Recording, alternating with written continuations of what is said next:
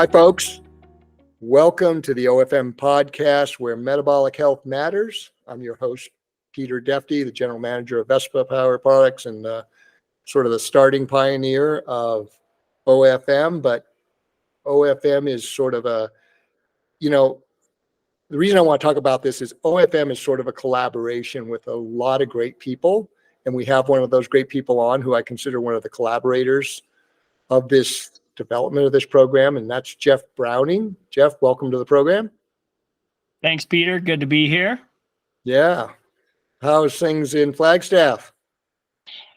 Well, it's good. I'm back training again and having a good fall. Been back in the Grand Canyon, having some fun. So back to training. I got Cocodona 250 in May, so I got to start the build up for Cocodona, and so I'm kind of gearing up for a midwinter 100-miler.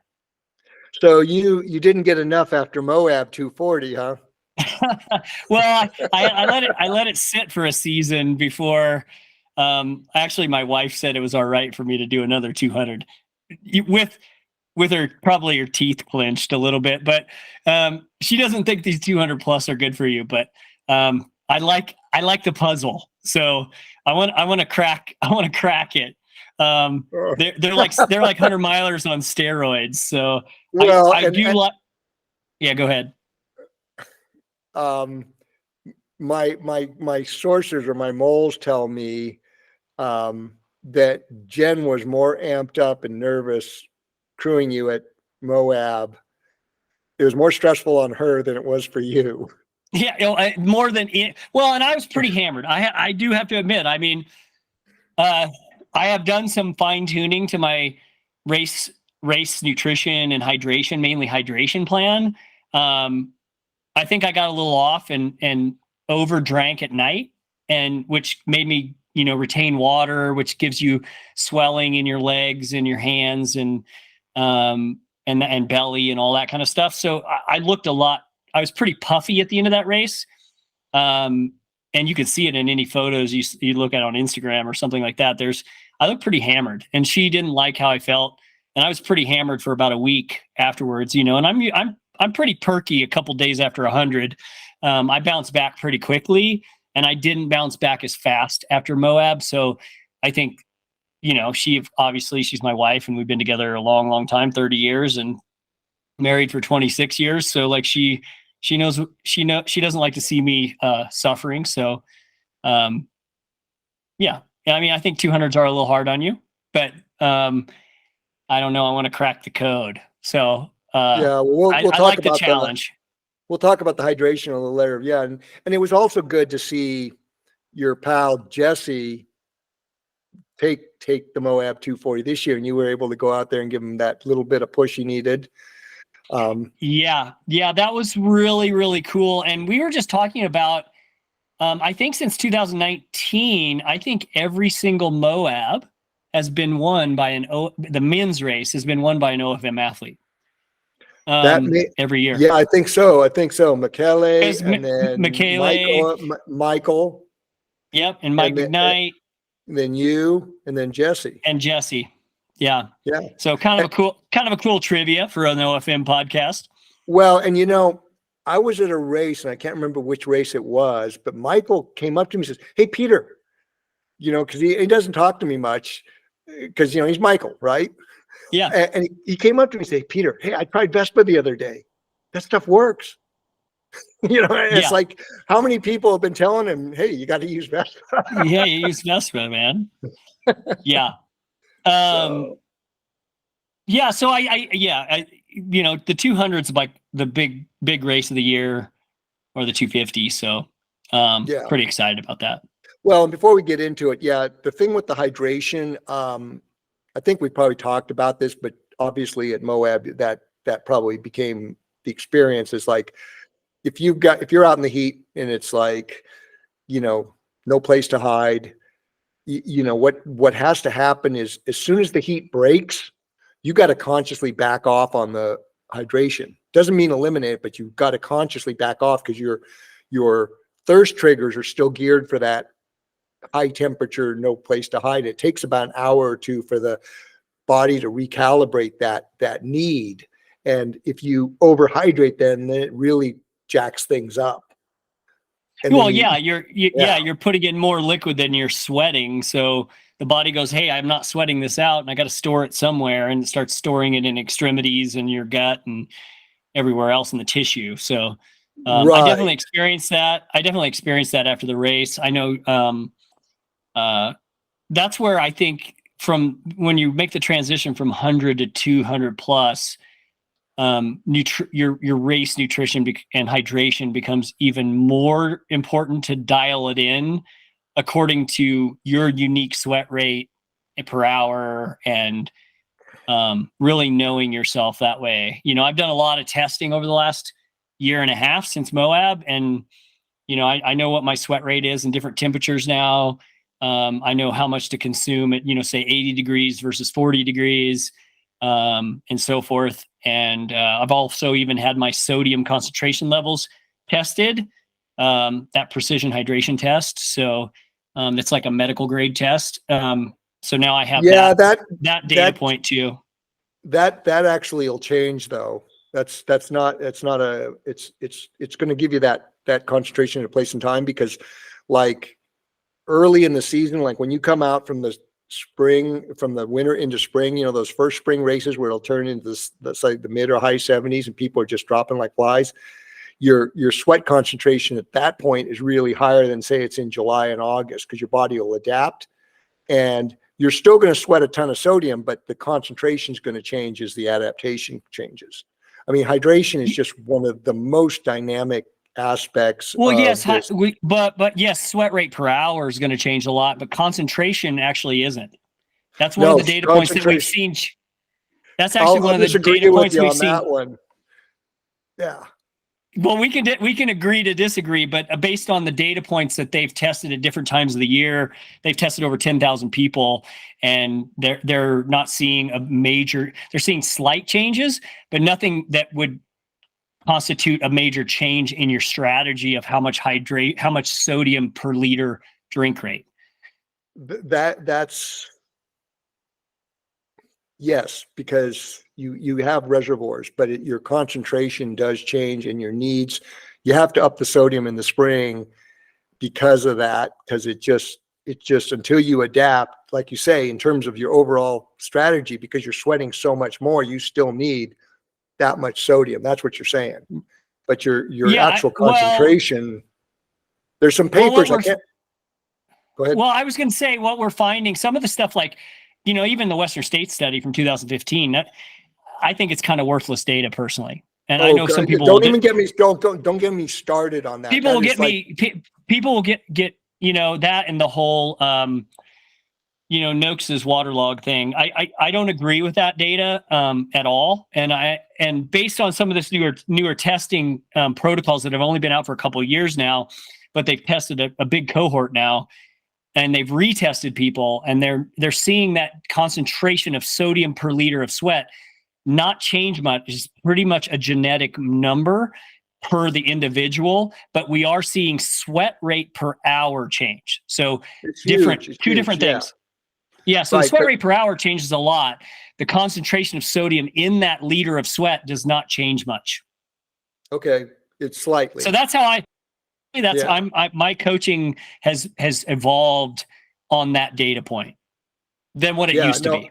Well, and absolutely, because hydration is as critical as the actual fueling.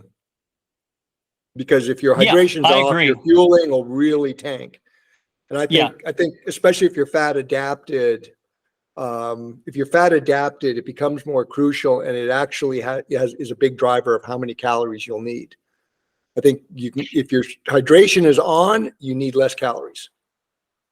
I agree with that, because one of the things I've seen in the way we're coaching it too is that we're seeing if a lot of times people are mistaking getting their hydration off, like amount to drink per hour and say concentration of sodium and all that, they're mistaking the symptoms of dehydration or with food, with calories, with That's bonking. right. And then they try to push a bunch of calories, but then they're off on their sodium concentration, and then they can't absorb the food, and then they're not processing the food. And so then we got GI stress, and then you're basically just throwing you're throwing more dry wood on a fire and making the fire bigger instead of controlling it. And I think there's a lot of mistakes that happen when it comes to race nutrition, that people mistake that they need more calories, or they're not getting enough calories per hour, when they actually aren't getting enough. They're not dialing in their hydration and their electrolyte balance. Totally agree with you. And I think that I totally agree, because when your hydration is spot on, especially with the electrolytes and the sodium, you need less calories. And I think what happens is what you're saying, I'll say just another way. People mistake that for a hunger trigger because they're craving salty food. Yeah. Yeah. Right. Yeah. Right. Yeah. Now, another couple of points to kind of add to what you're saying. I'm totally in agreement with that 2015 Western States study. It is beyond misguided. I think the intentions are good, but telling people that for a 100-mile race, especially when it's in the heat and you don't need supplemental sodium, I mean, your plasma volume is controlled by sodium. Yeah, and that's where I really get frustrated, because I was there 2 years ago. I didn't go last year, but 2 years ago when I was helping you at the booth, and that's one of the things I noticed, that they're still pushing, the medical staff still pushing at the pre-race check-in and saying you don't need to supplement sodium, and I'm just sitting there shaking my head. I'm like, you're putting people in danger right now. Yes. I mean, especially if it's like, that's a basic thing. If you're sweating, you're losing sodium. Sodium controls extracellular fluid. And it's like, once you start getting depleted on sodium and you exhaust your liver and bone reservoirs, you'll start to pull potassium out of your cells. And that's when things go to hell in a handbasket. So, and you don't usually see that start till about 8 to 12 hours in. You That's start right. to see that that's when you see people really crater, is somewhere in the 8 to 12 hour range, and they start to have some symptoms and starting to feel bad, and their blood volume's dropping, and then you're actually putting them in. Yeah, or they're feeling worse, right? They're probably by about 3 to 4 hours in, their probably performance is subpar, but they're not like cratering, right? Yeah, exactly. Yeah. And the other thing that's probably good for you to know about waterlogged is that was written before Tim had his epiphany about carbs. Interesting. So, I didn't know. I couldn't remember when that was written, but yeah, that's something key for you to know, because if you understand that, if you knew that, now you understand the frame of how it was written. So of course that's all changed now. So yeah, and even the ISSN is recommending 600 to 800 milligrams of sodium per liter drink rate. Right. Did you hear what I don't know if Jesse told you this, but at Leona Divide this last year? Oh no, I didn't hear. 21 grams he took in. Of sodium? Yes. Wow. Yeah. That's why I say he and I have been having he definitely had some issues in the last, like, probably 100K of that race. With some water weight retention and stuff like that. He and I have had a couple of calls since then, just to chat through like how to remedy it. He definitely was not taking enough sodium later in the race. Yeah, he took a lot. But it's hard, because especially if you're detaching sodium intake from your drink rate, meaning you're trying to take it. And if you don't have those together in a 200, when you're sleep deprived, you can't even remember the last time you took a pill.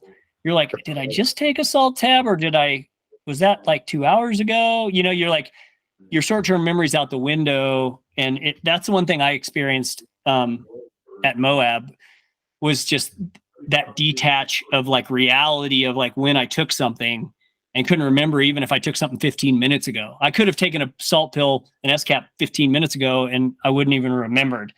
So I've changed my strategy to tie it to my drink rate now. So my sodium's mixed with my tailwind. So like the caloric, my baseline carb calories in the race are mixed with extra sodium to equal how much I need per liter. And so then I don't even have to think about it. So you're adding extra sodium on top of the sodium that's in the tailwind, right? In tailwind, into the mix. Yep, exactly. To go with the liter drink rate. And then all I have to do is worry about my drink rate per hour, depending on sweat rate and heat. And so this is important for the audience to understand is you got to, when you're doing exercise in warm to hot to super hot conditions, because hydration is so dynamic, that sodium level can go through the roof. And because of the cultural mindset of sodium, you have to watch your sodium levels. People don't realize how much sodium they need, right? And then the other thing, mine stays consistent per liter drink rate. Now, in really hot conditions, I might bump it up maybe 200 milligrams per liter or something like that. Not a ton, but I take in about 1,000 milligrams per liter drink rate of sodium.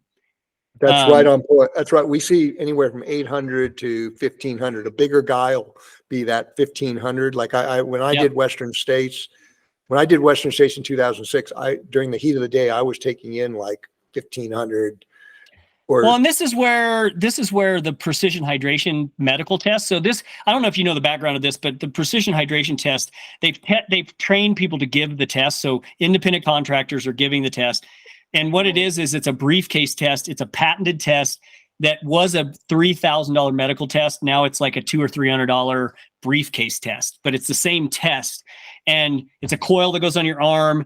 There's a solution in a tube and a coil, and you sweat into that solution. It pulls it up into the tube on this coil on your arm. It's about a 20-minute, sits on your arm for about 20 minutes and makes you sweat underneath it. It pulls that sweat up into it, and then they pull it out with a syringe and run it through this briefcase machine, and that converts the millimoles per liter of sodium concentration into milligrams per liter, and then that gives you a milligrams per liter reading, and then that gives you a unique concentration of sodium per liter sweat rate for you. And we're seeing outliers as low as 200 milligrams per liter and as high as 2,400 milligrams per liter. So we have big outliers. And in my cohort of athletes, I've had probably 80% of my people get tested, and we have 600 to 1950, right? The average is 900, but we have outliers at 13, 14, 1,500, 1,900. Those kind of people, if they're taking 600 or 800 milligrams of sodium per liter, they're not even close. And they're going to have horrible races after 12 hours in a hot race because they're going to be putting themselves in a hyponatremic state. Yeah. It's kind of a moving target because you do have a pretty big reservoir of sodium in your liver.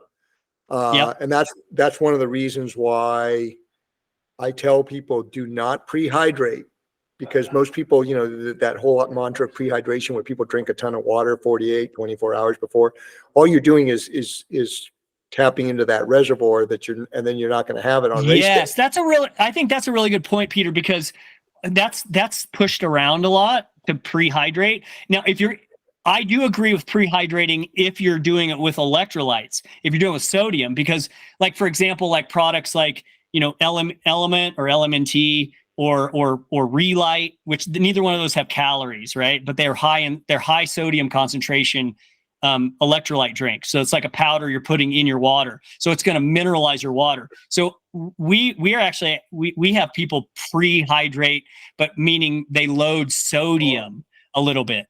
So they're preloading a little bit of sodium. So you might retain a little water right before the race, but that's okay. Who cares if you gain 1 pound before the race, if it's going to be a hot race, because you're going to lose that at some point during the race just because it's so hot. So we'll have people, do a little bit of concentration loading of sodium per liter when they're drinking that water, but not over consuming water.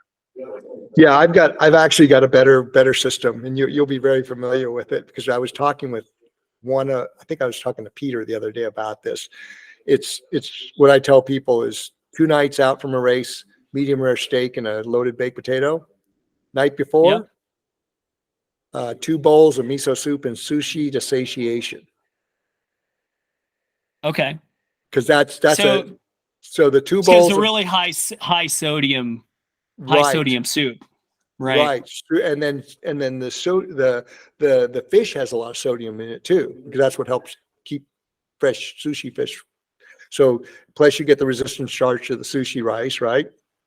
So Yep, it's a good way to kind of do a strategic carb and bolus with some sodium and enjoy yourself, and yeah, right. not break the bank. Because tell people, just eat enough sushi to where you're satiated, not just, not like we did that one day in last year after the testing at that all you can eat sushi place. Yeah, exactly. Right, Cool. right. So, and like I said, the other thing that's real key to coach people, and I learned this the hard way, because I've got my sweat. I can hydrate. Because I've been doing it for years. I made the mistakes, but like at Western States, when I did it, it was the year it got super hot. Right, that was the year only half the field finished, where Morrison collapsed on Yeah, the yep, track. Right. yep, He yep, was, yep. because he got in his 2006. hydration.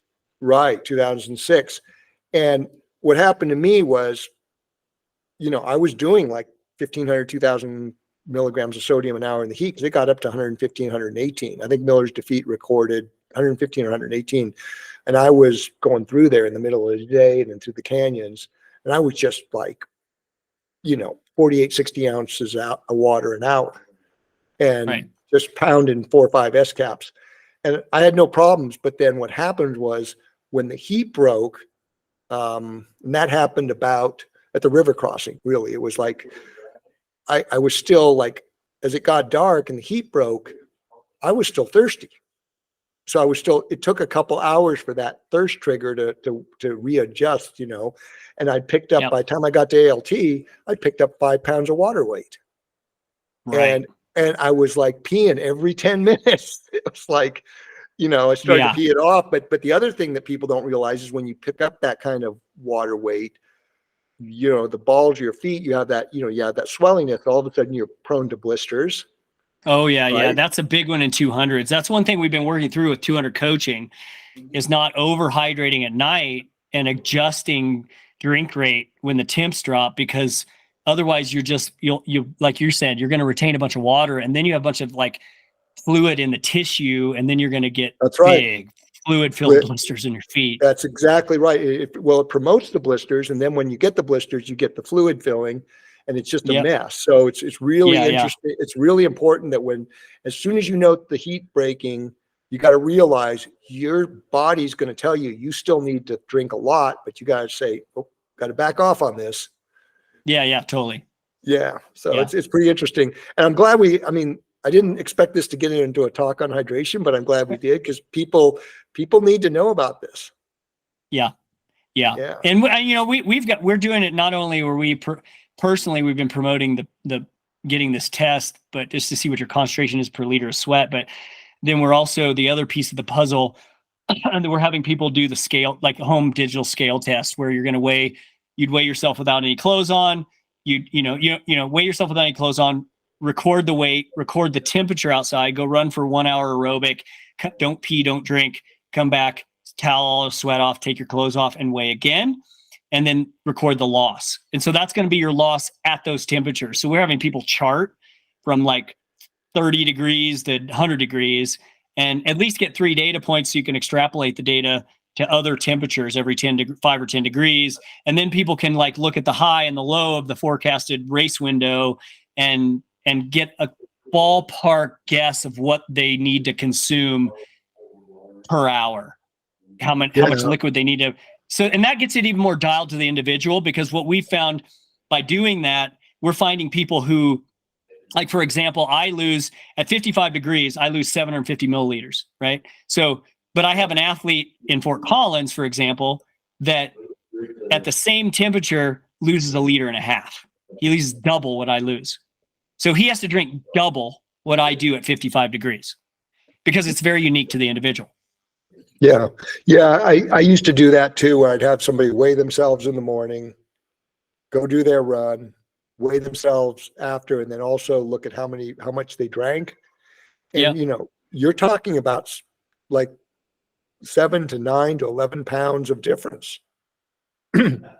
It's pretty, it really brings things into perspective, and people have to understand that that's not just water weight, that's fluid weight, which means you need the electrolytes to be able to transit that water from through the digestive tract into your body and then out through sweat. Right. And people just don't realize just how, much that they can put out, in a thing. And yeah, we have this reserve, but like you say, once you get deep into an ultra, that's when things go really wrong, right? Yeah, exactly. Yeah. Yep. So there was one other thought I had for this whole hydration matrix, and it just escaped me. But I'm glad we covered it pretty fully.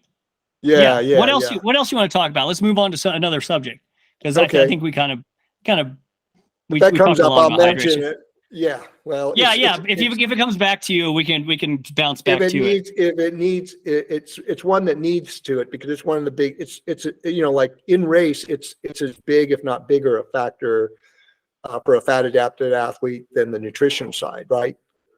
Well, yeah, once you're fat adapted, you don't need that many calories per hour. So hydration and electrolyte balance becomes one of your most important. And I feel like it's your Achilles heel. Like if you don't, that's one thing you can blow in a race, and you're really not gonna. It's hard to come back from something like that, because once you get way, way, way behind, it takes a long time to dig back out of it. That's absolutely true. It goes back to what I was saying before. It's like once you've depleted your sodium and you start pulling potassium out of your cells, because sodium control is the main electrolyte that controls extracellular fluid balance. Potassium is the main electrolyte that controls intercellular fluid balance.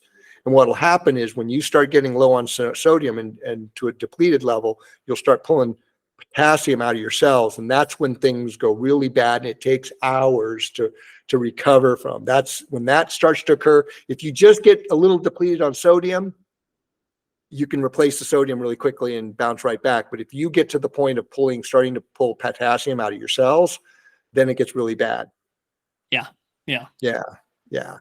And so that's kind of where we were. And I just had that thought again. I lost it again. Kind of slips in and out on me. But it was germane to that, because, gosh, what was that? I don't know, man. Yeah, these are the kind of things. This is my life. So let's talk about your story, because one of the reasons I wanted to have you on the podcast was to talk about longevity. I mean, like I say, whether we all know it, whether we know it or not, every one of us is signed up for this ultra called life. Yeah. Right. Doesn't matter who you are. And we all kind of want to play it out as long as we can, as good as we can. And people don't realize that. And both of us have been in this sport. When did you start ultra running? 2001. So this is 23. This coming season, 2024, will be my 24th season running ultras. Okay, very cool. I'm around 200 ultras now, 200 ultra finishes. And I started trail running right about that time and got into ultras maybe in a year after that. So we've been in it for a long time. And in endurance sports, I think we can both agree, we've seen these people come onto the scene, whether it's in ultra running or triathlon, and they're like unbeatable phenoms for 2-3 seasons, and then all of a sudden they're they're out, and they're plagued with injuries, depression, anxiety, chronic issues start popping up. Sometimes they'll be able to hold on for 5 years, and 5 or 7 years, but then they just kind of disappear. And it's pretty clear to me, because I'm looking at this on a deep dive cellular level, that a lot of it has to do with the metabolic damage that you can't run from it if you're on a high carbohydrate diet. And with this current push now with these new formulations of gels and other liquid nutrition products, et cetera, to push more calories per hour. I think Tom Evans was talking about, he was pushing 140 grams an hour during Western States this year. And that's very typical now in cycling and triathlon on the bike. Yeah. I mean, they're saying like on the bike, they've effectively in the last 5 years been able to double what their consumption is. And, I'm thinking about this, and yeah, I have a bias towards this fat metabolism, but it's just based on some really basic scientific facts that what they're doing is sheer madness. And so I think your story is pretty relevant because you started this in the early 2000s. And then why don't you give us a lead up to where you were you were at a crossroads in 2015. Yeah. The first 15 years in the sport, I was high carb athlete. I did eat, organic whole foods mostly, but I was still eating a lot of, grains, sugar, baked products, stuff like that still as part of that, even though it was organic. But it, I was pushing a lot of carbs per day. The typical 60% plus carbohydrate diet. And, in 2015, I definitely had some health issues. It ended up being, candida issues like yeast overgrowth in the GI tract. At least that's our best guess. We don't have an exact diagnosis, but that's our best diagnosis through a naturopath. And what I found was, I got to the point where I was pretty desperate at the end of the season of 2015. And I was desperate to try to figure out this issue, that was causing issues. And I was about to, I was talking about quitting actively racing, in ultras. And, I was 44 years old and frustrated and I didn't know what to do. And, I started doing some research online, and I came across, in about a week's worth of time, I probably was researching 3 or 4 hours a day. Every night, my kids were in bed by 8 o'clock. I would research till midnight every night. Yeah. So I pushed away from this week of research, understanding that I needed to starve the candida because it was a yeast. It needed to be starved of sugar. So I needed to figure out, I needed to one, quit. I had to go low carb, to deal with this issue and to see if I could put it in remission. So I really stepped back away from that. My wife was all on board to do it too.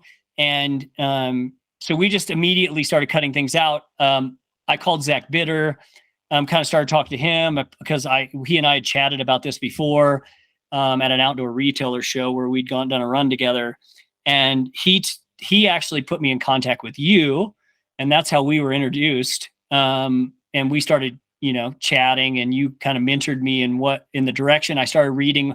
At the time, you had before you redesigned your website, and you had a really robust resources area on fat adaptation.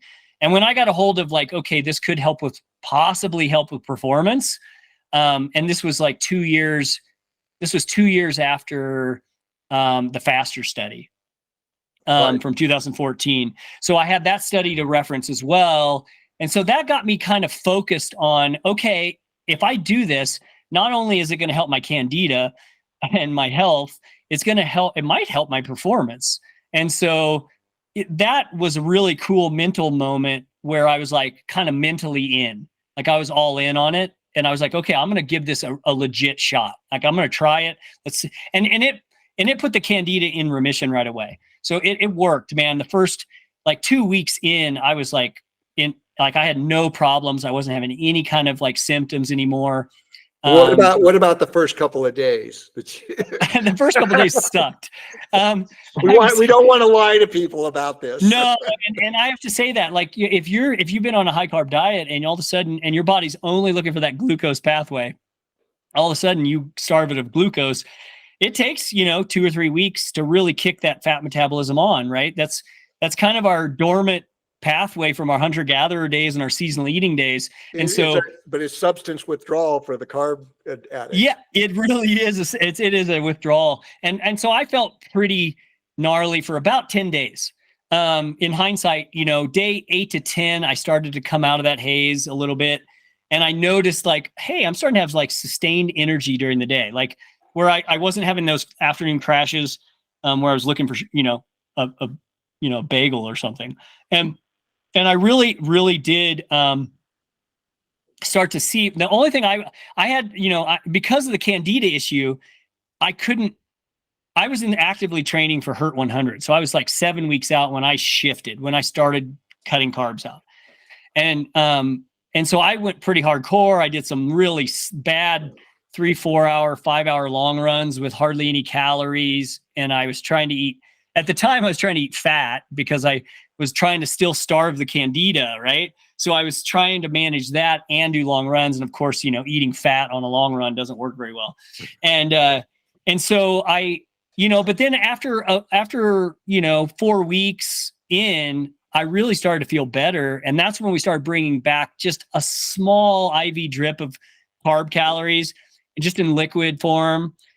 I think at the time I was using Goo Roctane or something, but it was Goo Brew, I think, at that point in time. Yeah, it probably was Goo Brew back then. And I was using that, and then I felt good. That and S caps, and I kept it pretty low. Like I went really low on my calories per hour because of the candida, right? I didn't want to overload my system with sugar even on once a week on long runs. So I was doing a lot of I was doing some fasted morning runs. I was doing some like 2 to 2.5, 3 hour runs on just Vespa and water and S caps.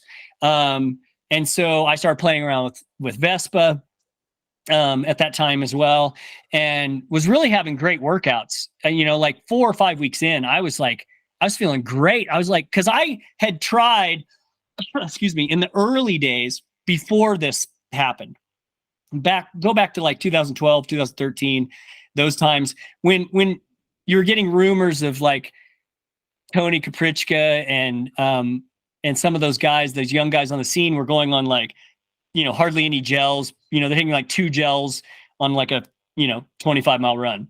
And I was like, I tried to go out and do a 2-hour run. I remember a couple of times trying to go out and do it when I was a carb athlete, trying to go say, okay, I want to try to, burn fat at a little higher rate and encourage my fat metabolism. This was like early days before I even talked to you, but I had heard about them doing that. And that's when like Bob Seebohar was pushing the metabolic flexibility program. And so I went out and tried to run a few runs, like 2 hours, and I was cratering at like an hour and a half. My body was like, hey, I need carbs now. Or, I remember walking home from a couple of workouts or jogging really, really slow and feeling like crap and going home and laying on the floor and ask my wife, like, oh, Jen, get me a banana, and I'm like, I'm bonking really bad. And so I had that experience. And then all of a sudden now I'm running, 2.5, 3 hours and doing a strong finish and feeling great on just like a Vesa with CV25 before the 2-hour run, and stuff like that. And just S caps and water. And so feeling awesome. And I really was like, but I was still apprehensive going into that first race, like HERT 100 in 2016. So January, this would have been mid-January of 2016. And I went there with a ton of gels because I used to do about 300 to 400 calories an hour push of gel per hour. I would do 65 to 75 gels in a 100-miler. And I think the most I ever did was like 75. And so I went there with like all these gels and all my drop bags. My crew had them, but I was planning on doing like, max 200 calories per hour. But I had this as a backup plan because I'd never raced on OFM. And I was nervous about it. I have to admit, I was very, very nervous. So Jesse Haynes was helping me crew, and my buddy George, however, got sick right before the race. He got food poisoning from a food cart and from a taco truck. And so he still to this day was like, dude, that was a sign that I was supposed to go OFM. So both him and Jesse, after this experience, they both went OFM after that. And they've gone OFM ever since. They've been on OFM since like a month, basically 2 months after I did it. Cause they were both at HERT.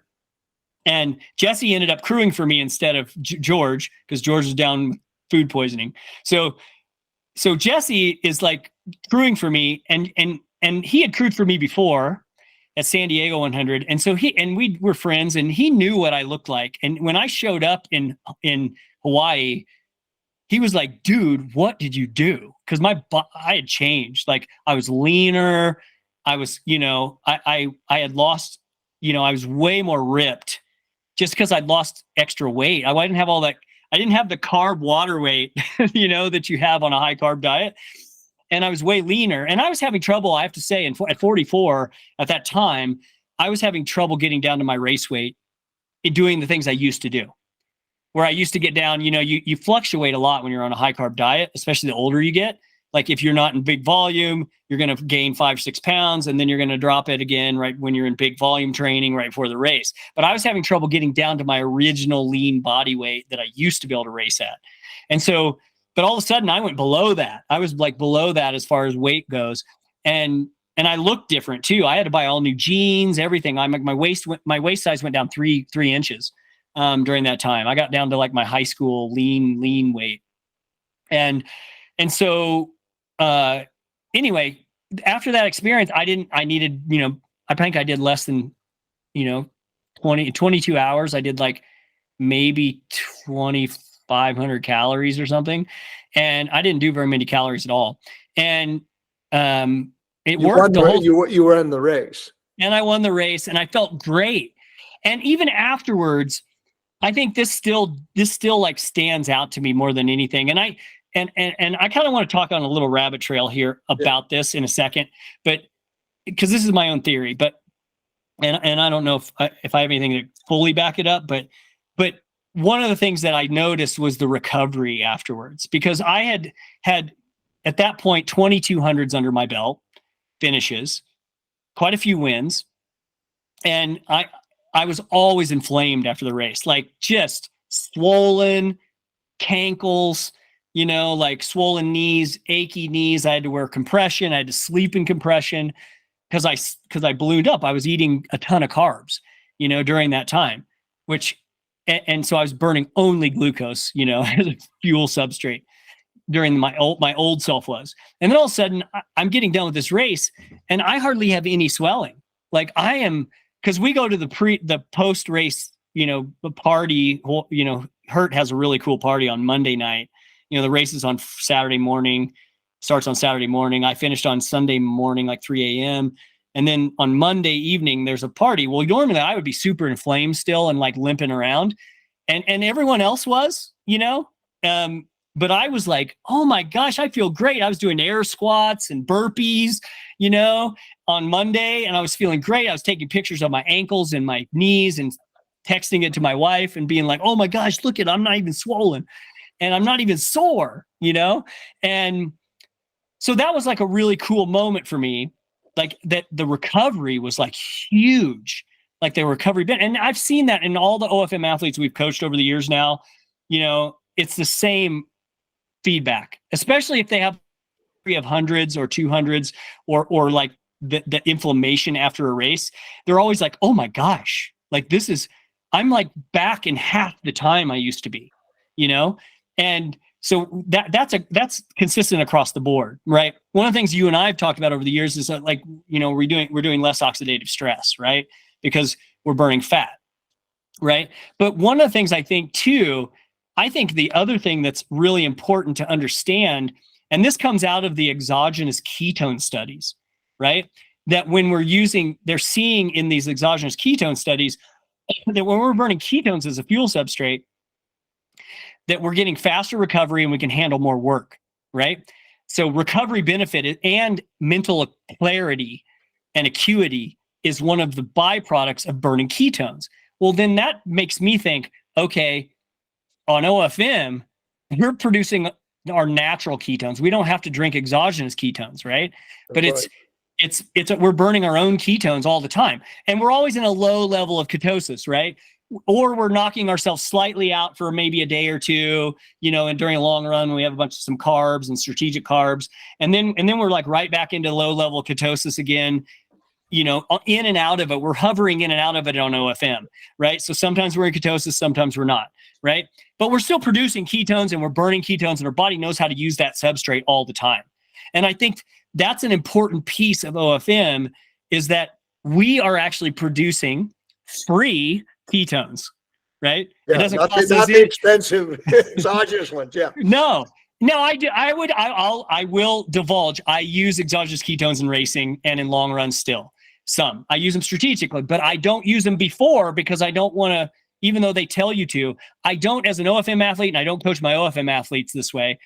If they're a high carb athlete, then I will tell them to take exogenous ketones before they start a race or a long run.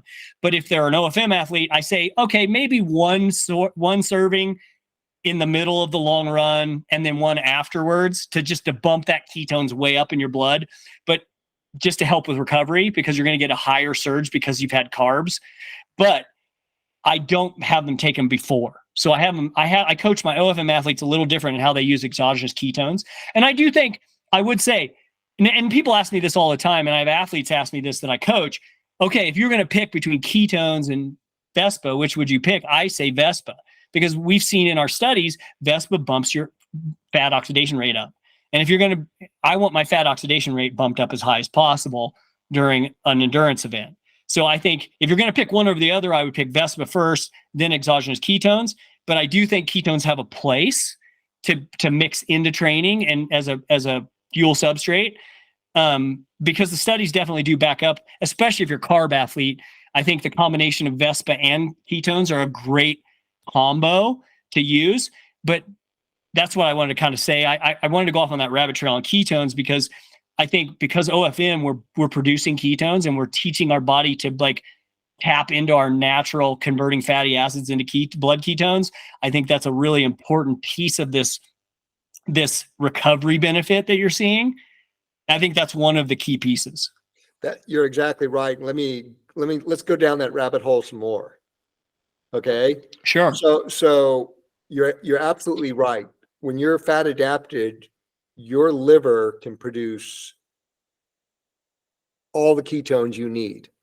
It can also produce, what people don't know is it also can produce a significant amount of glucose, not glycogen, but glucose. It'll convert, the liver with the right hormonal signaling, it will produce fuel substrate to meet the metabolic needs. So if you're droning along, even at a high level, like 75, 80%, like where guys like you and Peter can drone along all day at race pace, you're producing a ton of ketones and enough glucose to meet the metabolic need. But because glucose for aerobic energy, glucose and ketones are just considered interchangeable. And I think that actually, when everything's right, your body prefers the ketones over the glucose. They say, how they tell you glucose is your preferred energy source. Absolute BS. I think so too. I agree with you on that. Okay, now that I think ketones are a preferred fuel no, substrate. Actually, beta oxidation is your fuel preferred.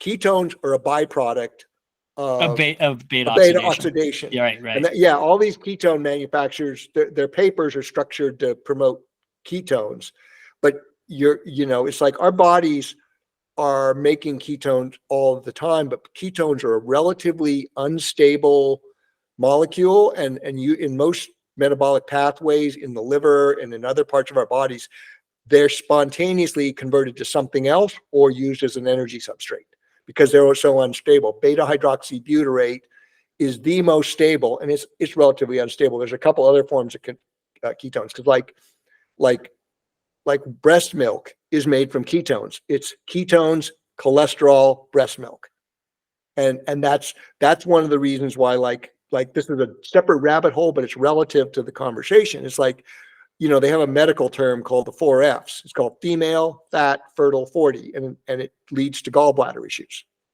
And women athletes also lose their gallbladder if they're high carb, because what happens is women are fat burning machines because their job is to make another life. I mean, biologically, I'm not trying to talk, but biologically, that's their role. And so gestation they're making a lot of ketones to make a lot of cholesterol, to make a lot of lipoproteins to make another baby.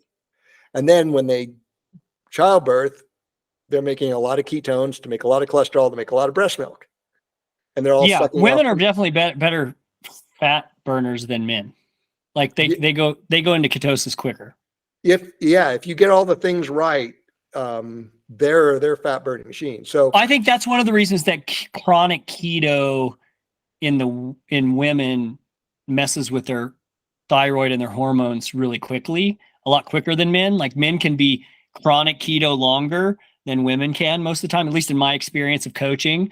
I've had women when they've been really, really, really low carb for too long, which we've seen a lot in this camp, the chronic keto camp, where they stay keto all the time, and they never signal to their body that there's, where OFM is strategic carbohydrate use, like we're bringing in those carbs with effort and volume, and we're sometimes bringing it up to 150 to 200 grams a day, or depending on training volume, or more. During training volume. So I think that's an important point to make too, to call out for the ladies listening out there that you don't be chronic keto. You can use ketogenic diet strategically as a tool, but don't use it all the time. Yeah, and that's the thing. High ketosis is really OFM, because if you're chronic keto is what I call a highly efficient state. It's a conservation state. And if you try to be if you're in that conservation state and you try to push yourself, you're going to start to dig yourself an adrenal hole. And then that leads to exactly the problems you're talking about, especially with females, because hormonal balance is so tightly regulated. And then all of a sudden, the thyroid's trying to push more, but it isn't there. So it pushes harder and it's even more there. And you start digging this hole of adrenal stress. So absolutely. And actually what people don't realize is it's sort of a yin yang sort of thing where, yin yang is the duality of opposites, right? Opposite things have to really coexist to be in harmony and for optimal. It's like you need carbs to be able to have that push to get the adaptive stress, so your body adapts to get better at burning fat.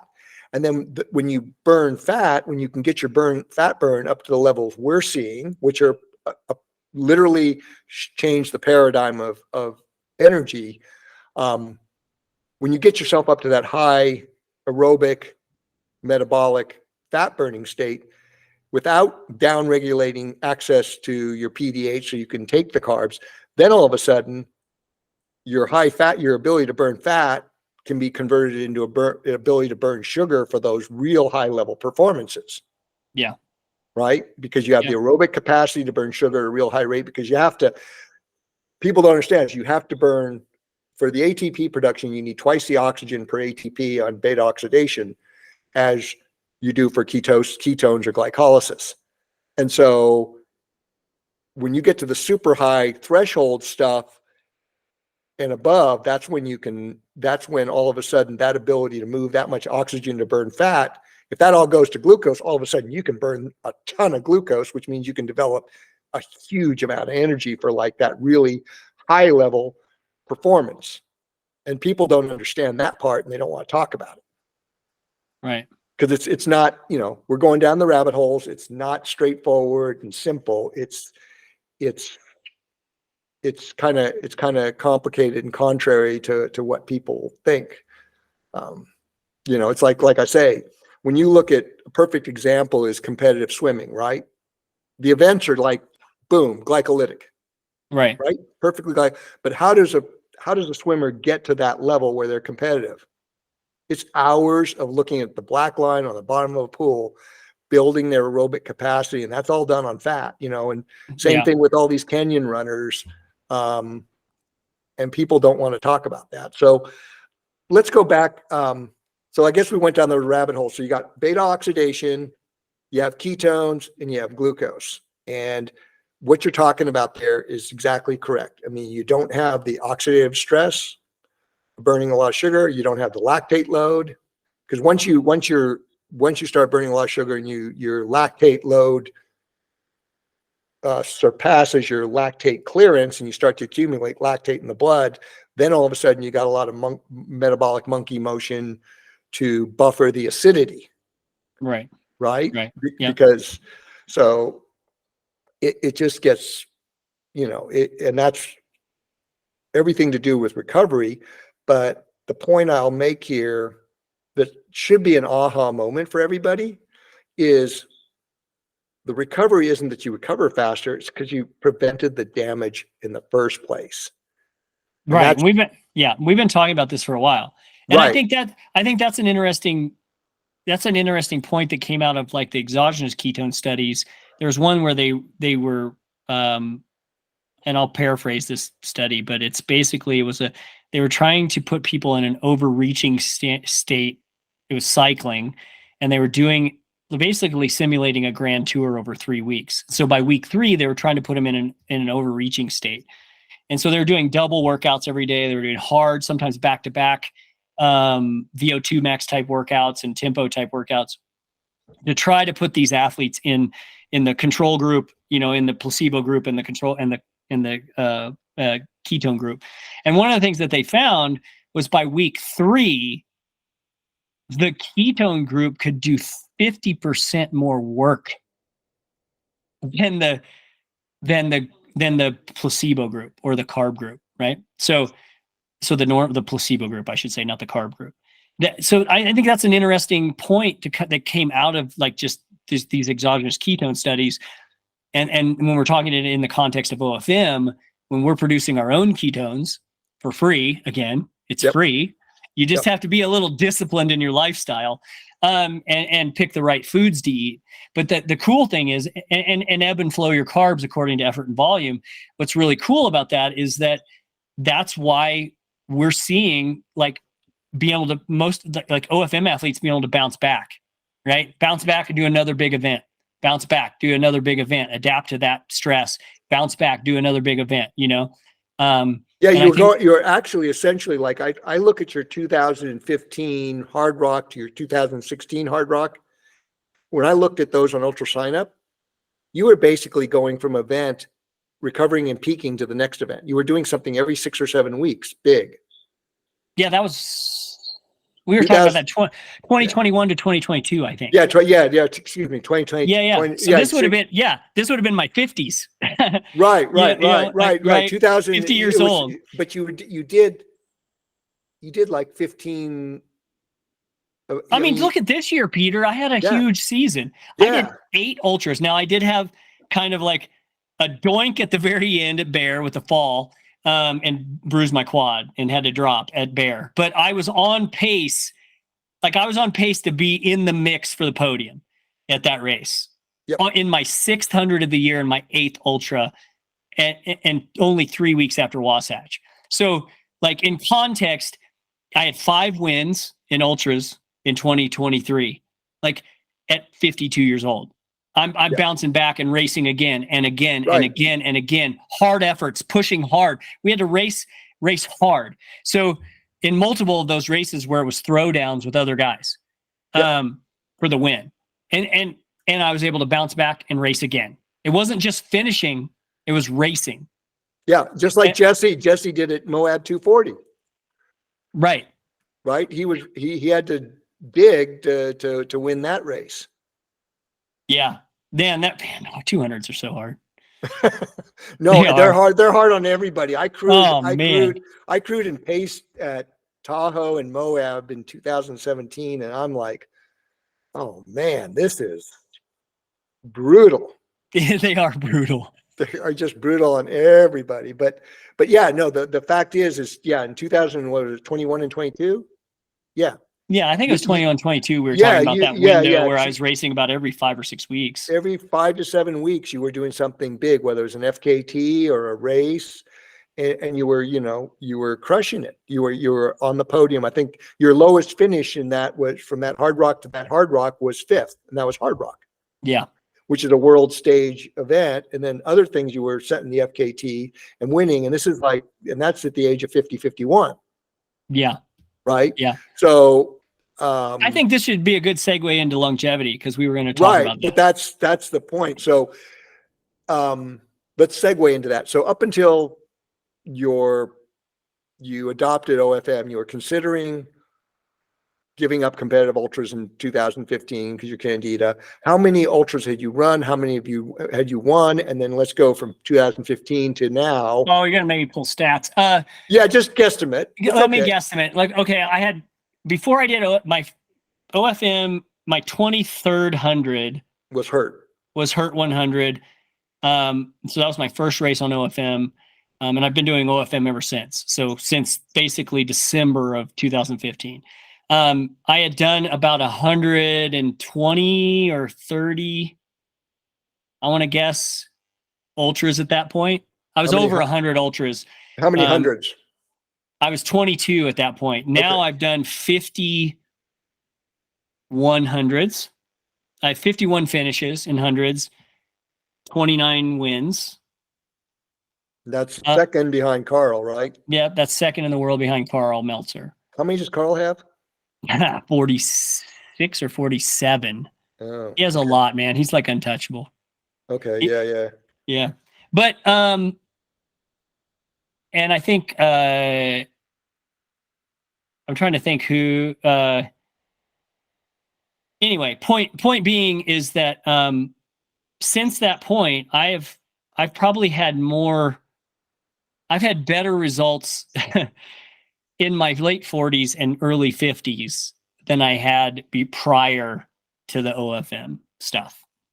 And how does it feel in terms of your outside of your training and racing, in terms of life lived and all that? I feel great. I mean, I recover fast. I feel good. Do Jen and your kids see you as a more jovial person, easier to deal with? I don't know. I can be a little cranky sometimes. But that's probably more habit than it is. I definitely, I would say that, they see the raw side of Jeff a lot because, as like anyone, I guard to the public what I am behind closed doors, meaning sometimes they get to see the honest Jeff at times where I'm like having a struggle moment and I'm frustrated or something. And, but I'm quick to apologize, in those circumstances. So, but overall, like lifestyle wise and like the way I feel health wise, energy is really good. And I race a lot, and I'm in this a lot. So, I haven't slowed down. I still train hard and, I'm still out there a lot and, I don't plan on slowing down anytime soon. Well, I think to a point, like you said, the last 2 years, I mean, this is year 6 and year 7 into your OFM journey, right? So 2016 for 16, 17, 18, 19, 20, 21, 22, 23. Well, now we're 8 years into it. So the last 3 years, you've really kind of been sort of, it just gets better, even though you're aging. Yeah. I mean, I mean, definitely yeah, I feel great, man. I feel like I think I do. I think some of the stuff I've noticed in my 50s is I don't have quite the top end speed I used to have, and turnover, but I still am strong and I recover fast. And part of that, part of that's base, part of that's 23 years of consistent training, and not really, I haven't had any major setbacks in a long time besides like weird things like the fall I had at Bear and that was 2 weeks off from running. But I mean, that's the most I've had in years, 2 weeks off running. Usually even when I take off season, I'm still running a little bit. So, and I don't feel like, I don't feel like I'm going to the well either. I think that's an important thing to call out here is even with all this racing and I've done an average of 400s a year since 2014.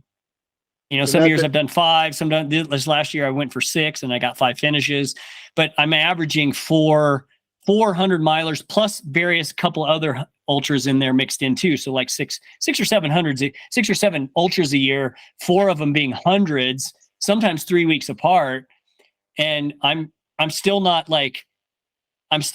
cratered, Like, I think that's a really important piece there. Like, I still feel like I'm ready to bounce right back and go race again. I'm ready to go race another 100 in January, and I just got done with running basically 5 and 85% of the sixth one. I got 85 miles. So it's almost 100. But like eight ultras this year. And now after a little break, I'm like ready to roll again, like mentally too. Well, and that doesn't include a lot of runs you do, which are ultra distance. Yeah. And I do big. I mean, I just did rim to rim last weekend. And that, and I felt great, bounced right back, turned around, and we did Humphreys the next day, 12-6, summited Humphreys peak. And I did the same thing this week, or I didn't do rim to rim, but I did the Cowboy Loop. So I was in the Grand Canyon. I did a hard finish, ran the whole climb. I ran 80%, 85% of the climb out of South Kaibab. Oh. Yeah. And felt great. And then turned around the next day and went up Humphreys with Pete Mortimer for his 52nd Humphreys Summit this year. He got 52 since January 1st, trying to average one a week for the year. And so like, I think that's the great thing. Like, look at Pete too. Pete bounces right back and, comes back and races again and again and again. It's almost crazy. People, I just interviewed him and I didn't know all the details, but he did man versus horse, was the second guy in the history after Nick to actually beat horses. Right. And then he drove to have McDowell Park at Javelina, went and flipped burgers for 6 hours, and then went and paced 20 miles. Yeah, exactly. And then he took OFM. a nap. Yeah. OFM. Yeah. And look at Mike McKnight. Mike McKnight's the same way. Like he had kind of a bad spell on the AZT, and where he got really dehydrated. This goes back to our hydration conversation. Right. He got really dehydrated in section. It was, he kind of, the logistics on that section messed with him, and he got really dehydrated. And then 6 hours later, he got kind of like a class 2 sprain or strain in his quad, in his VMO, and which affects, your knee tracking and your stabilization. And he had to drop out. Right. But the cool thing about it is OFM, he's taken 3 weeks of strength training, like light strength training on his legs and hiking every day. And he's going to start running this next week. And he's ready to run now. Like, his body's telling him he's ready to run, but he's giving it one more week just to make sure that it's healed up. But I mean, he's healing up really fast too. And he'll be back running again. And he's already signed up for last man standing across the years at the end of December. He's going to be back racing after doing 300 and some miles on the AZT and having a tear or like a strain in his VMO, right? Like, you heal up fast too. I think that's the other thing that's really important here, that as long as we can get our hydration, our electrolyte balance right, like we were talking about earlier on OFM, that's your Achilles heel. But if you can get those things right, you're going to bounce right back and be ready to train again. Even if you get an injury, you're going to heal up from that injury pretty quickly and be like, just like my quad healed up really quickly. Now, I also, like Mike, we called it, we both called it right when we did it. Like, when the body said, I can't function the way I'm intended to anymore, right? When it can't load anymore, you call it and you start healing. Well, that's part of the thing. Your executive function to make decisions and be present in the moment, unless your hydration gets off, because that's the key. Like you say, it's the Achilles heel, right? Yeah, Achilles heel, right? It really is. But barring hydration and sleep deprivation, your ability to make decisions. Like, I have people say to me, I can do math at the end of a race. Ketones. You're burning ketones, right? Yeah. That's another, okay. This is a really interesting side note, because we were talking about ketones earlier, and we've had studies on ketones. And this is where I read between the lines when I'm listening, when I'm hearing about and reading these studies on ketones, right? Because OFM, we're burning ketones and we're producing ketones, and right. So one of the things that came out of one of the ketone studies, I think is really a side note that's really interesting, is they did one in a 100K ultra marathon where they did mental acuity test, and they did the placebo group and then the ketone group, right? And they gave them a mental acuity test before the 100K and at the end of the 100K. The ketone group at the end of the 100K, they had zero degraded mental acuity. And I'll paraphrase because I don't quote me on this, but I want to say the other group was almost like 25%. You're not talking to Jason Coop here. You're not going to get blasted for not being precise about that's the exact. It's somewhere in that ballpark. But there was a significant reduction. It was significant. Yeah. So, and I think that's what. Now they'll put this into context. This is what I'm telling my athletes. This is how you put it in context as an OFM athlete, especially my OFM athletes. Like I love my OFM athletes. If you're at the end of a technical 100 in the dark, running technical terrain, you're going to make less mistakes than the other person because your mental acuity is still there to make good decisions. And that's quick mental decisions on your footwork and everything else. Now, sometimes you can be stupid like I was at Bear 100 and push during a high risk section and, catch a toe and slam and bruise your quad. No, but I mean, in the context of my career, it's a very rare occurrence, right? That's only my third DNF in 23 years. And all three have been injuries. So, something where I assess during that race that, okay, I'm not functioning anymore. I need to drop out, right? Like the physical function isn't happening anymore, and it's not, I'm not, and I don't want to do further damage. So that's always been my out. Injury or life-threatening. That's how I drop. Otherwise, if I'm having a bad day, suck it up and get it done.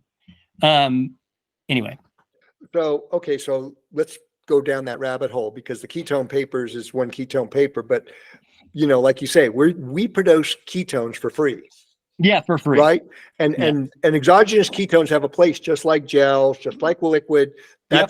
Those should be looked at as the icing on the cake or the tip of the iceberg, because if you're fat adapted, because it really is, whereas they become the whole iceberg and the whole cake, literally, when you're carb dependent. Yeah. So here's where it comes. Here's a little deeper dive into this whole focus, coordination, motor skills thing. Is it goes further than just ketones. Your body's spitting out ketones. It's going to spit out glucose from the liver. Depending on where you are, you might be starting to use your glycogen and then whatever exogenous stuff you're putting in. But having that base of being super high fat adapted, using the Vespa to get you that little higher level of fat adaptation, right? Your muscles are just really in a deep state of beta oxidation. So, but you're also producing ketones, and like the brain and the nervous system run mostly on glucose and ketones. They don't do beta oxidation very well.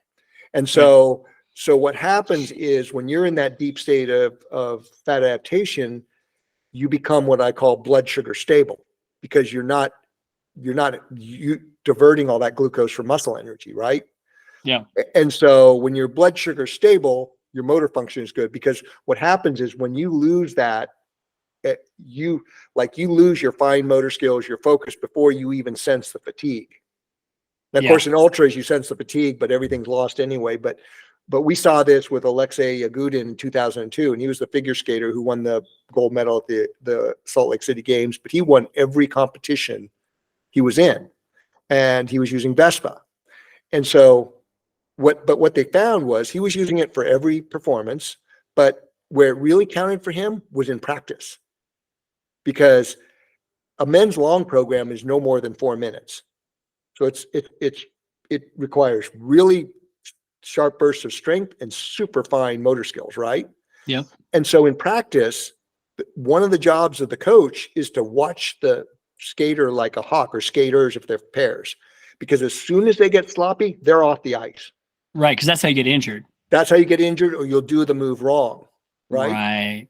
So you're not practicing it correctly. Right. So they pull them off the ice. Well, what Alexei could do was he could train way longer and just get that muscle memory dialed in to where he dominated that year. Like everything, he just dominated every competition he was in.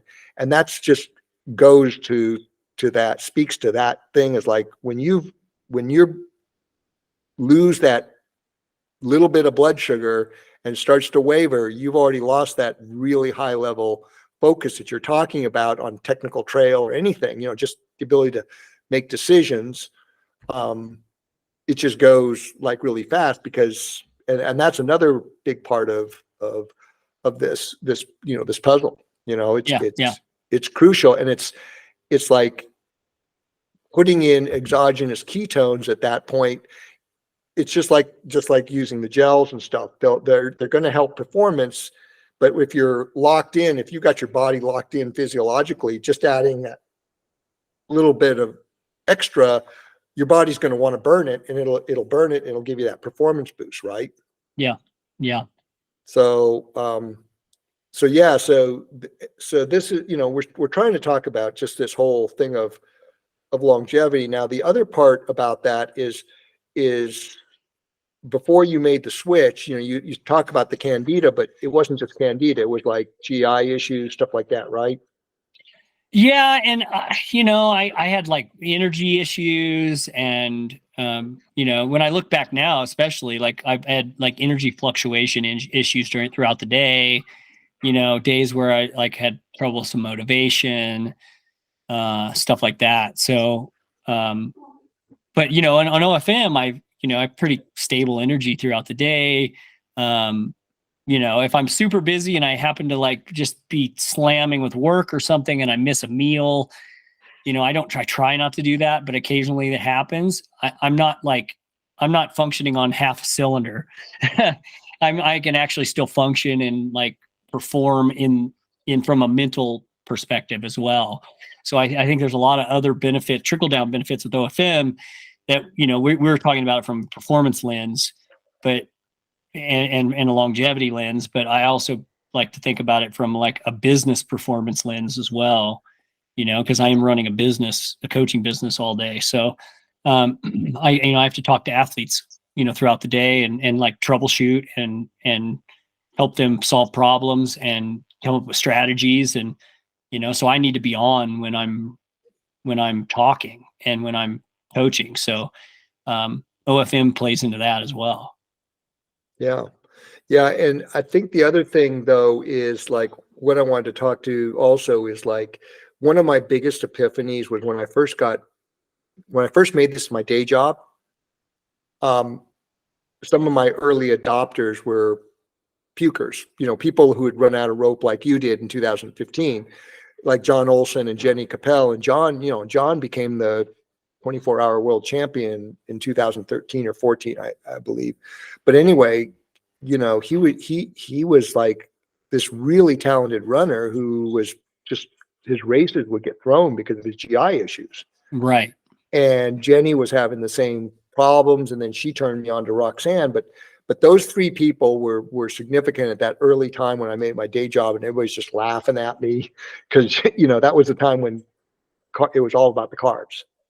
Well, and that's the one thing I've seen in my coaching practice as well is OFM, especially if someone's coming in as who's been throwing up a lot in races. We've been able to like really remedy that. The combination of electrolytes per liter, right? Sodium per liter, like focusing in on sodium per liter for that athlete, and then OFM. Those two pieces of the puzzle really help the quote pukers. Yeah.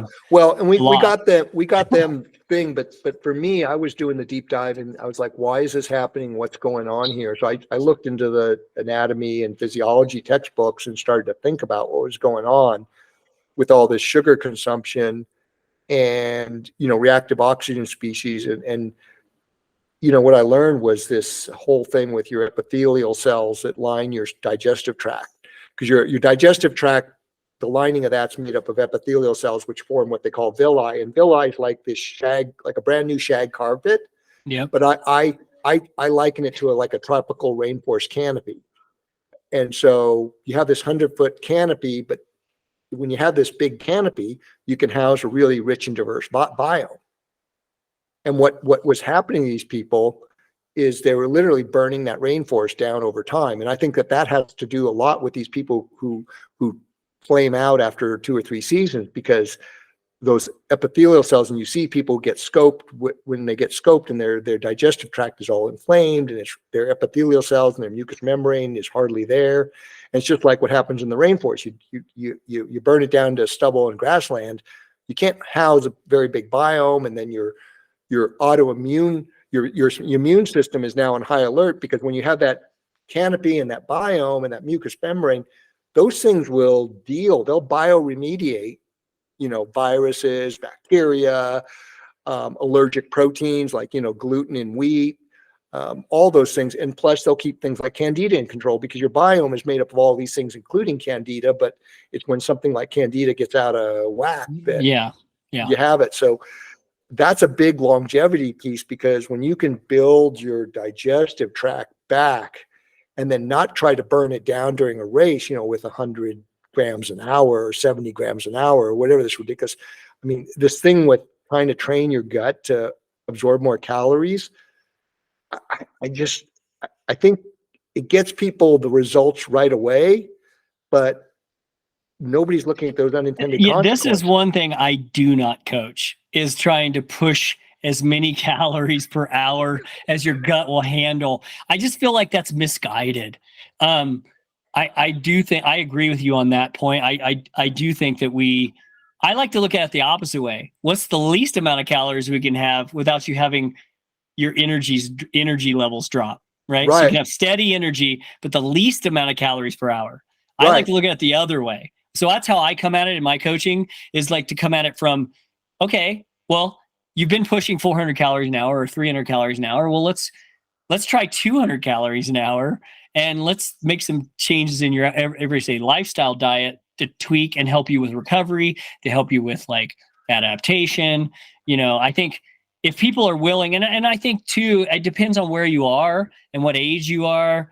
A lot of my athletes, my median age is 46 years old. So of my coaching clients. So I have a lot of people in their 40s, 50s, even 60s that are that are willing to, like, they're at that age where they're like, the things I used to do don't work anymore.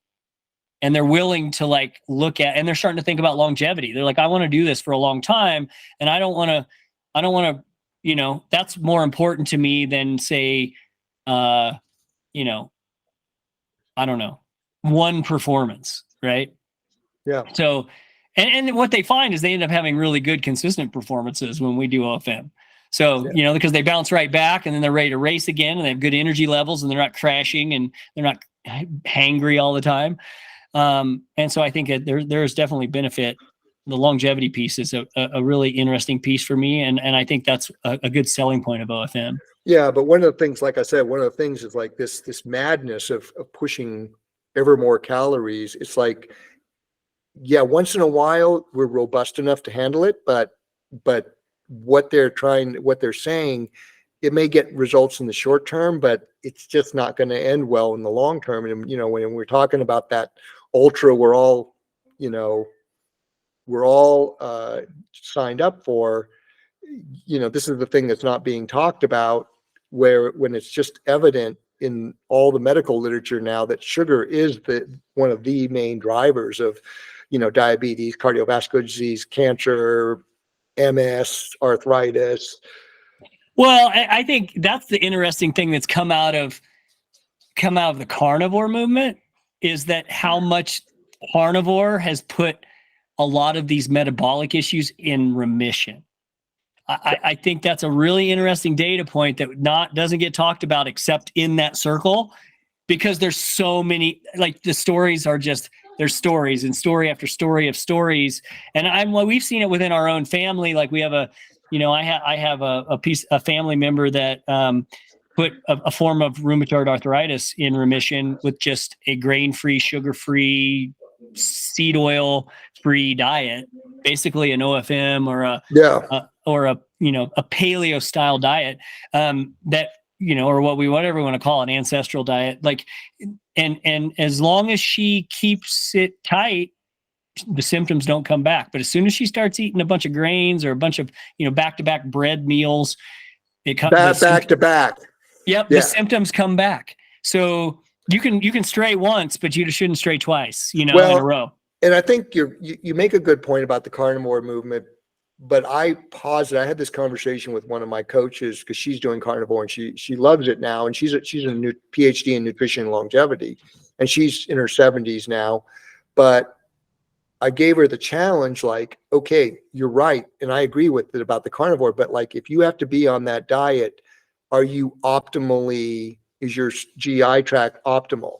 And she couldn't answer that, because that's what I'm saying is, like, when you get your digestive tract where it is, where with a thick, rich villi, a mucous membrane, and cultivate that biome that's rich and diverse in there, it allows us to have that flexibility in terms of our food diet. It doesn't mean we can stray off consistently towards, say, carbs or gluten or sugars and processed foods, but it gives us a little bit more leeway, because I kind of think that it doesn't matter what quote unquote diet is. If you have to be on a keto diet to keep your blood sugar and your insulin in control, well, there's probably some things you can work on to build your metabolic capacity. Same thing with carnivore. As good as carnivore is, and I think that animal-based foods should form the nucleus of anybody's diet. Yeah, absolutely. Well, and that's one of the reasons that I like Paul Saladino's work, where he's been willing to evolve, where he was kind of strict carnivore at first, but that was more he had like some eczema issues, and it took him a while, and it took a couple of years of being kind of strict carnivore for him to heal, right? Then once he was healed, he could start bringing back raw honey. Initially it was raw honey, and then he started bringing back fruit. And now he's just doing, animal-based raw dairy and fruit and raw honey. And that's kind of his, like, what he's calling carnivore 2.0, which I personally, that's kind of what you're doing. That's what I basically do. I'm basically doing raw dairy and tons of animal products. And then I do high protein, with all that. When I'm in training, I'm in, if I'm in low training, like I just came out of, that's the one thing I did. I went really strict kind of keto again for like 2 weeks when I first bruised this quad, to heal it up, keep my inflammation low. And that way I didn't put on weight during that low volume time, right? Because you're used to eating a certain volume of food when you're training hard, and you need to be careful when you're like not in that volume anymore, and especially in your 50s. And so, because the weight will come on a lot faster than it used to. So, like, one of the things, I'll be strict during that time, and then I evolved back into training. As soon as I get back into training, my protein intake goes up. So I do 1 to 1.3 grams of protein per pound of body weight when I'm in big training. So I do a decent amount of protein. And but that's with all the natural fat that goes with the protein. That's natural fat that goes with the protein, and that is with strategic carbohydrates in the form of fruit and starch. So for me, it's mainly fruit and potatoes. So those are my main carbs. And occasionally, my wife has an ancient, like an old, I think it's over 100 years old, sourdough starter. And she makes homemade sourdough bread, and it is freaking delicious. Do you use ancient grains? Like the Eichhorn or the... I don't know what she's using. I'm not sure. I'd have to ask her. There's the Eichhorn or the Amaret ancient wheat. I'm not sure what she's using, but like I will have that occasionally as a special treat, when I'm in big training. I don't have it like every day, but I have it maybe once a week. If she's making bread, I have it fresh. So, and that's a treat for me, right? But most of the time I'm on animal protein as my base, and then I'm bringing in my fruit and raw honey and raw milk and raw cheese and stuff, like raw dairy and cultured yogurt strategically around effort and volume. Yeah. Basically OFM, it's strategic carbohydrate use, but I definitely have kind of focused more on protein for recovery, and I found a good recovery benefit from the higher protein. Yeah, well, at the level you're training, that's absolutely true, right? Yeah, and I'm strength training too. So I'm strength training 3 days a week. I'm in the gym 3 days a week, plus run training. Yeah. So no, that totally justifies it, but that's also because, you've built your metabolic capacity up to where you can metabolize that much protein because, you look at, I look at a lot of different studies across the board, including in diseases and aging, which is the flip side of longevity, right? And they recommend lower protein, right, for older people. Well, I started thinking about this because, when you look at the studies and all that, it's like, okay, it makes sense. Well, context matters. You, as a fat adapted athlete in a high training load, your metabolic capacity, you demand that kind of protein, right? And then you look at somebody who's older and frail, they don't have that trying to give them more protein actually could give them cancer or something else because it's overloading their cells because their cells aren't equipped to deal with that much. Yeah, and I think someone who's in that state, if they're having a new release on life where they're trying to get healthy, they could benefit a lot from strength training. Well, it's a combination of everything. You have to do the aerobics because I've been working with a couple of guys who are coming from strength training backgrounds, gym, and it's like the light bulb goes on. It's like if I just do strength training, I am building the wrong kind of muscle fiber. And if I build that aerobic base and fat adaptation, then you build, because you have to build, we have this type 1 slow twitch aerobic muscle fibers, but then you have two types of fast twitch, which is type 2 aerobic fast twitch muscle fibers and the type 2 anaerobic muscle fibers. And if you don't build that aerobic capacity, which you have by being a runner, right? Mm-hmm. You balloon up because the body's going to do what it has to meet the metabolic need. And so it puts on all this, what I call white meat anaerobic muscle fiber. And that's why these guys balloon up. And it's like, oh, and to a point, most of these kind of guys, very few of these guys have any aerobic capacity. Right. I guess And what I'm saying is for older athletes, what I've seen is like, we're not bulking them up in this case. We're doing 1 day a week of more strength-based training. So like powerlifting type sets, and then 2 days a week of maintenance, higher rep training where they're getting some aerobic benefit, and then they're doing aerobic work as well. So I think the combination of all those things, I mean, at least in my practice, we're talking about in the context of ultra running, right? As far as how I coach it. But I would say even from a health perspective, if a longevity perspective, I'd say you're right. Someone needs to balance the aerobic side of things, the aerobic training with strength training. The two of those go together. Now, that doesn't mean you have to be an ultra runner and train 12 hours a week, but a half an hour of aerobic training a day plus a half an hour of strength training, 3 days a week, is a really good combo.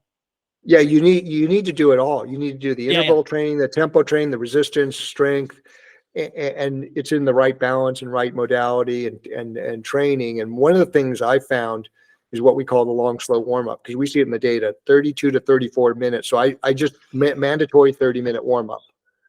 And because that's what it takes to ramp up all those internal energy pathways, not the exogenous ones, right? All those pathways, it takes 32 to 34 minutes. So we just say 30-minute warm up because you're right on the cusp by that time, right? Yep. And I see it in the data. And then plus the other side of that that's just as important, it takes that long for full dilation of your cardiovasculature, where you're recruiting all that interstitial fluid into plasma to build your blood volume up so you can move the oxygen, which is really critical for burning fat. I mean, 20 minutes doesn't do it. It gets you started, but like if you do 20 minutes and then all of a sudden you're doing high level work, whether it's lifting weights or doing intervals, all of a sudden you're in fight or flight mode. So all of a sudden it delays that switch, what I call that switch into full fat burn. But if you get to that switch and then go into the work section, it makes all the difference, because then you're doing even less damage and really having a thing. So, these are all little tips that you and I as collaborators are developing to increase that longevity. So you're just constantly building metabolic capacity, minimizing that damage. And then the other thing that sort of an insight here is by minimizing that damage, when you go into where the magic happens in recovery, right? That's super compensation or hormesis. That's where the cells are getting the signal. Oh, I got to get stronger. I got to get more robust. I got to get more mitochondria and get stronger. And that's the body then focuses more on getting stronger rather than just kind of repairing all the damage. Right. Yeah. So, and then just back to what I was saying about this whole thing, I think the whole digestive tract and kind of trying to keep that oxidative stress of sugar on the lining. I mean, the thing with what I see with the immune system function, because the front line before your immune system has to deal with anything,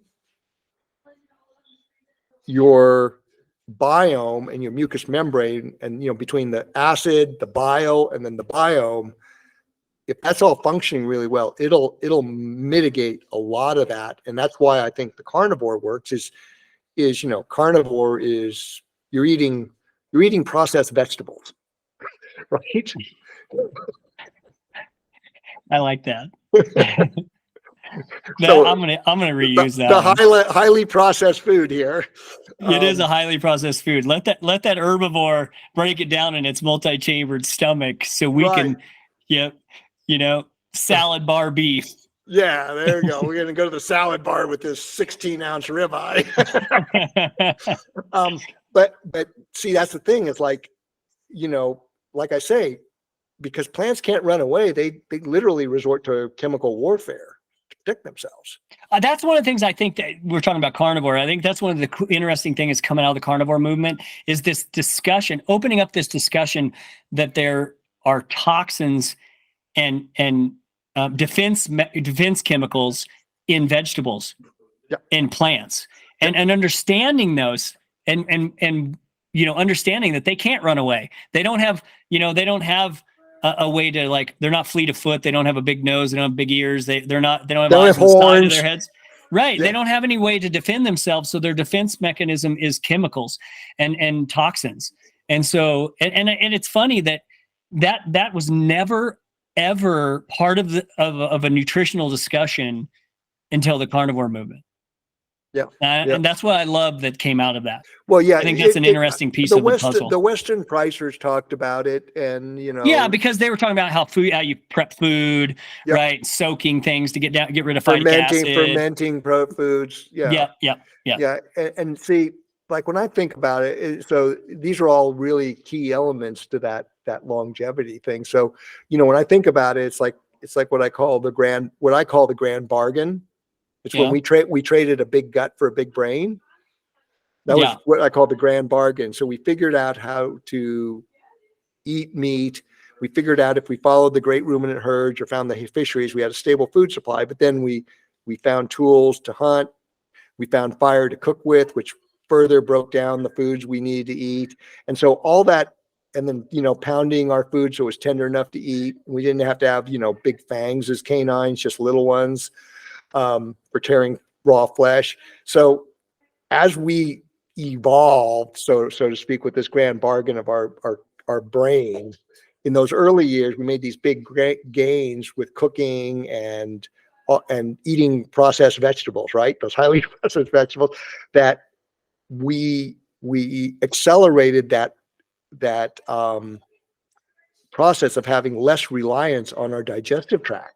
Because that's the thing. It's like when you look at our digestive tract, it's closer to a dog's than a pig's. Pigs and bears are what I could consider true omnivores, and we're like a omnivorous carnivore. But we don't have that capacity to break down plant matter the way a pig or a bear or a gorilla. A gorilla's colon is twice as long and twice the diameter of a human. Right. And so all those capacities, while we still can have some plant matter, it's kind of a reserve thing, and it's not meant to really supply us in a lot of what's interesting is we don't necessarily need it. No. Like we can get by without it. Absolutely. And we actually can thrive without it. So that's an interesting point to me. Yeah. If you're eating the whole animal and fresh animal, it's like there's really no need. Yeah, nose to tail. Yeah, nose to tail, real nose to tail, not because a lot of the carnivore movement, everybody's trying to eat 2 or 3 pounds of steak every day. Yeah, and they're not doing any kind of liver or heart or anything. They're not doing any organ. and not a lot of skin and connective tissue. I mean, you really need to up the collagen. So that's one of the things. That's another big longevity one, is the collagen, because collagen proteins make up over a third of the protein in your body, and they're, compared to other proteins, they're actually high turnover. Right. So you need to replace those, and your body will make it out of other elements, including plant-based, but it doesn't do as well as when you give it to it. So yeah, any other, I mean, you're living as an example. You're part of this whole grand collaboration of OFM. So any other insights you might have for people? Because, you know, it's like, this is, like I said to you earlier before we got on, this is a very disruptive thing we're doing. And, you know, it's not incremental innovation like a new formulation of hydrogel, right? That's just moving along the same pathway, or teaching your gut to handle more calories, right? Or liquid. This is disruptive, saying, no, this is, you know, there's a completely better way to approach this. And so that's hard. That's hard for people. I think it is. And it does take some willpower, you know, to make a change like that, when the whole world around you's eating sugar and cake and junk. And, you know, I think that's always a challenge for some OFM athletes, especially if they don't have the support at home, you know, of the rest of the family, for example. You know, like, you know, if they have the support, it's a lot easier. I've had the support from the beginning. My wife's been on board with this, you know, experiment that's still going, and our kids are in on it too. And we're not, and I would say this, you know, 90-10 rule, 90% of the time we are on the straight and narrow, and 10% of the time I loosen the reins a little bit, and I go out to eat, and I, you know, consume an alcoholic beverage, or I, you know, might have bread on my hamburger occasionally. But I'm right back. It's for one meal. This is what we talked about earlier. It's one meal, and then I'm back on it for multiple meals in a row of good. So I think the biggest thing is, I just want to encourage listeners, you know, if you are struggling out there, or you're struggling with weight, or you're struggling with metabolic issues, like, give this a try, and give OFM a try. I think it's, you know, it takes a little bit of a dedication, and it takes a little bit of, like, looking at it as like a lifestyle challenge. That's how I like to coin it. It's at least an 8 to 12 week challenge, right? You need to kind of like see it through and learn, and you're going to learn, you're going to make mistakes, and you're going to, and you need to learn. And how we learn is trying things, and be willing to fail, and know that failure is a stepping stone to success. And I think that's a really important thing in life. And one of the things I think is really cool about this is just how good you feel. Like, I've stayed on it for almost 9 years now, almost a decade, because I feel good. I you know, when I've strayed, I feel, you know, my GI tract's, you know, I'm bloated and I don't feel good. You know, I eat a bunch of pizza, I feel horrible. I drink beer, I feel horrible. You know, like, it tastes good at the moment, right? You know, but I feel bad for 24 hours afterwards, you know? And I think that's one of the things that I think that's really cool about this, is when you do clean up for a while, like we're this challenge I'm talking about, whatever it's 8 or 12 weeks, you know, you get this new level of, like, kind of what I call clean, a new level of clean, it's like a new perspective. And that new perspective allows you to, like, step back. And when you do eat something like pizza or drink beer, you're like, what is wrong with me? I don't feel good, you know, or I'm bloated, you know, and all of a sudden you recognize it, when that used to be your norm. That used to be my norm. But then once I stepped out of that norm and had a new norm, right, then I can look back with a more detailed and educated eye and experience, that I can say, okay, I'm going to stay on this because I feel good. And I've had so many athletes maybe do, you know, really strict OFM for a while, you know, months and months and months, or a whole season. And then they might be in the off season, and they'd stray for a while and go back to their old ways for a while. And then they just, you know, 9 out of 10 times they come to you and go, man, I got to get back on this. I felt so good on it. Like, I got to go back through it. I got to reset, you know? And I think that's a cool testament to this approach to lifestyle and longevity, is how good you feel and how consistent your energy is. And it makes it easier to maintain body weight, you know, as you age. having consistent energy all day. So I just would encourage listeners to like give it a try, and I think you won't regret it. Yeah, and I think you're on this path because you're in it for the longevity as well as I the am. performance, right? And Both. yeah, and you can have it all. Yeah, you can have your cake and eat it too, so to speak. Yeah. Well, not real cake, but Yeah, the real cake. Well, maybe Jeff, some paleo cake. Jeff, where can people find you and your organization? Because you have a number of coaches now. GoBroncoBilly.com and on Instagram at GoBroncoBilly. I am getting ready to rebrand and launch a new website pretty soon, and it will be at giddyupultra.com. We'll replace my old coaching business at GoBroncoBilly.com. I'll still have GoBroncoBilly.com, but it will kind of evolve into just Jeff Browning, and Giddy Up Ultra will become the coaching business front. That is in transition at the moment. So super excited about that change. And I'm really excited to have some coaches under me. They're all OFM. Ramo's been killing it, hasn't he? Yeah, Remo's been killing it. I've got Trish Aarons as a coach as well, and Tyler Welch, and all of whom are OFM athletes as well. And so our Giddy Up Ultra brand is OFM as an umbrella. So we definitely we walk the walk and talk the talk. And how about Vespa? A little Vespa plug? Yeah, I love Vespa. I mean, that is my. I would say this. I would challenge anyone out there, if you haven't tried Vespa, you should try it. We've had it in the labs. It definitely shows that it bumps up fat oxidation. And it bumps up endurance too, because in all the stuff we've done, including the stuff in Utah, the stuff you did with that other company, which we'll just for privacy not say anything, but all the testing that's been done, the other thing that we saw was, even if you were doing a back-to-back where you burn some metabolic matches, you burn some mitochondria in that first test, you'll burn more sugar, but you still can go longer on Vespa. Yeah, yes, and I've been able to go longer in the tests on Vespa, longer and harder. So I would encourage athletes out there to use Vespa, and I'll give you a quick plug on how to use it even too. So if anybody's thinking about using it, I use it in my own training. This is how I use it. I use it every 2 hours during long runs or races, and I take a CV25 before harder workouts. So if I'm going to go do like intervals, if I'm going to go do steady state work, tempo work, I'm going to take a CV25 about 30 minutes before I go out for that workout. And then a CV25 30 minutes before a long run. And then I take the concentrates during, and I take them old school size. I don't mix them with anything. I pop them like a gel, and then I, just chase it with water, because it doesn't need to be mixed with water, the concentrates.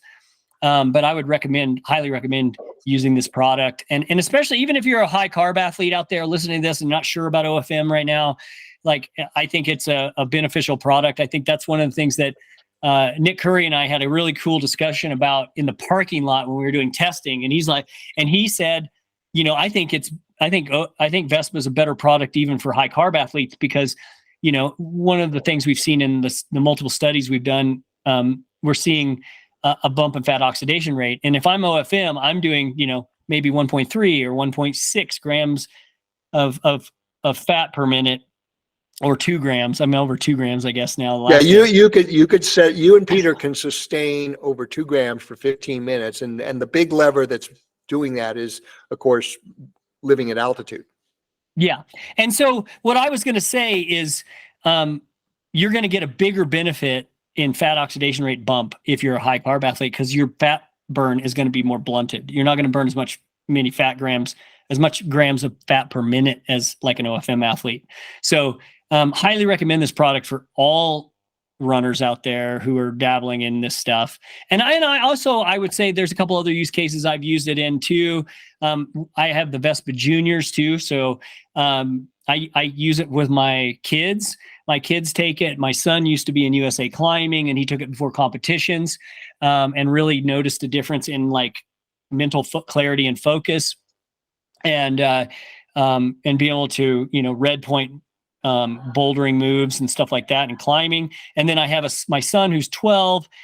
He likes to use it. He's in Ninja Warrior training, which is more like parkour type stuff right now, twice a week. And he likes to take it before he goes to that hour class. Yeah. It's like for, when we talk about this whole thing about getting our physiology, optimizing fat metabolism, getting it back to the one nature bestowed on us, it's hard for a lot of people who feel they're dependent upon their carbs because that's what they've been told. But also, if you're doing a lot of carbs, you actually are dependent on those external carbs, right? Yeah, you are. So it's a big step for people. I psychologically, we get that. So Vespa is a great way to experience what Jeff's experiencing, what I'm experiencing, what Peter, Diane Credenda, who's in her 70s and still, going to the world championship for half Ironmans in her age group. It's like, and at Ironman California, I just started to work with some coaches in the triathlon sphere. And this one guy had 3 different athletes there and they all PR'd, and another coach had another athlete, he PR'd, and they all had these big significant PRs. And the only change was they'd added Vespa into their nutrition plan. Yeah. So yeah, for those, I think that's a good point that for people who are on the fence, that's an easy way that you don't have to change much. But then like Nick Curry says, and he found this out the hard way, cut your calories back. So take a Vespa, cut your calories in half, and then go up or down, whatever. Because Nick said when he first started using Vespa after that one race at Old Pueblo where he was forced to use it and it worked, he said he started to fuel normally, and he said that really didn't help. He was over fueling. Yeah. So cool. Yeah, cool. Well, once again, gobroncobilly.com. Yep, gobroncobilly.com. And then it'll be Giddy Up Ultra here in when? A couple months? Hopefully within the next month. Okay, so you're gonna roll into 2024 with a new website. Yeah, we should have a new website launched by 2024. All right. Well, thanks again, Jeff, for being on here and being part of our team. I mean, I would like to just shout out to you, Peter. Thank you for your mentorship over the years. I appreciate it, man. Especially when I was struggling with Candida in the early years, that you gave me a lot of time and attention that really helped me kind of down this path, and I appreciate it. Yeah, well, thank you. But that's what we do, and it's like, we need to grow this so that we can get it out to more people, because as you know, the direction general health as well as athletic health is going is it's like, we're trying to steer the Titanic another way. Yeah, exactly. Yeah. All right, Jeff. Thanks again. Yeah. Thanks. Giddy up.